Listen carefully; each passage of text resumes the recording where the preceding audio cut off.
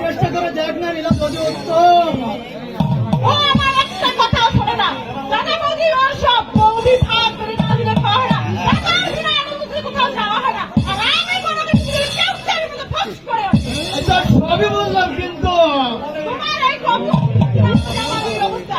ওর সন্তানকে বিয়ে করলে আমি সুখী হতাম। ছেলেবেলা থেকে তাকে আমি চিনি। তাকে দেখে মনে করেছি তোমরাই আমাকে এই বিয়েতে বাধ্য করিয়েছো।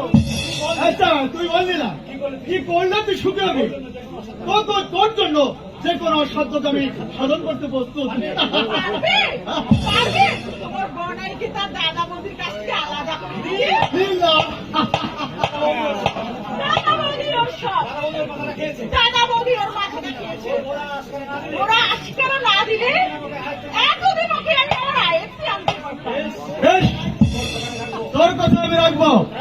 প্রয়োজন হলে শকুনের ভূমিকা গ্রহণ করে ওই গৌতম সেনের সোনার সংসার আমি ভেঙে টুকরো টুকরো করে দেবো।